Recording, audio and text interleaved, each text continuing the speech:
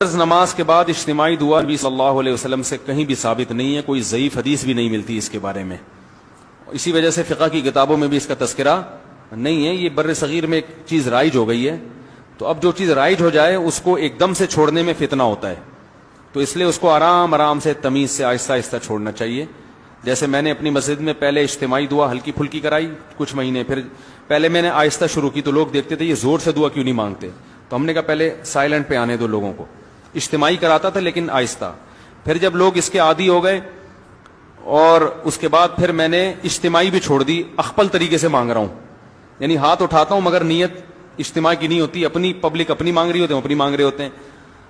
جب یہاں اس کے لوگ عادی ہو گئے پھر اچھا پہلے تو یہ بتاتا تھا ہاتھ اٹھاتے ہوئے نا اللہم انت السلام یوں پڑھتا تھا، نیت ہوتی تھی اپنی. پھر جب لوگ اس کے عادی ہو گئے تو پھر ہاتھ اٹھاتے ہوئے پبلک کو پتہ ہی نہیں چلتا، اب ہاتھ گراتے ہوئے بھی پتہ نہیں چلتا. تو شروع میں لوگ کنفیوز ہے، یار امام صاحب دعا ختم کر کے تھے پتہ ہی نہیں چل رہا ہوتا، کوئی نہ مس کال آتی ہے نہ کوئی آواز آتی ہے. تو کچھ لوگوں نے اعتراض کیا، کچھ مڑ مڑ کے دیکھ رہے ہوتے تھے ہاتھ گرائے کہ نہیں گرائے ہیں.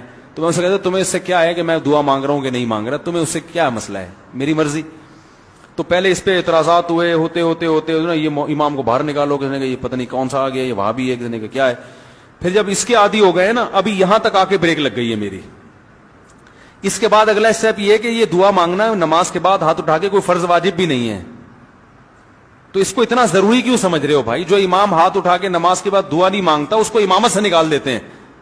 تو اب کچھ دنوں میں اس پہ بھی آہستہ آہستہ پبلک کو سیٹ کرنا ہے کہ اگر امام سلام پھیر کے تسبیح پڑھ کے گھر چلا جائے، دل میں دعا مانگ لے یا گھر جا کے مانگ لے، تو اللہ کی رسول کی طرف سے امام اس بات کا پابند نہیں ہے کہ وہ گن پوائنٹ پہ اس سے دعائیں منگوائی جائیں.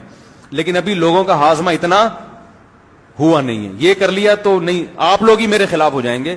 تو آہستہ آہستہ جہاں یہاں تک آ گئے تو اگلا اسٹیپ انشاءاللہ 10-20 سالوں میں وہ بھی ہو جائے گا. ٹھیک ہے نا؟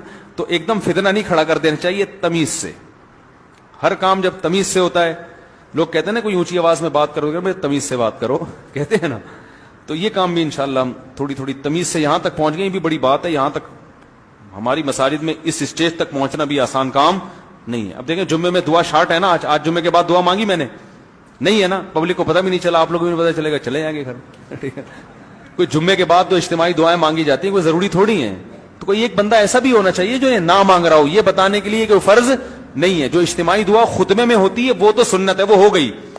خطبے میں ہم نے دعا مانگی نا اللہم اہدنا فیمن ہدیت وعافنا، یہ ہے سنت، یہ ہم نے کر لی ہے. تو جو سنت دعا تھی وہ تو ہو گئی. اب آپ کو اختیار ہے اس کے بعد دعا مانگو نہیں مانگو. تو اس طرح سے ہم سیٹنگ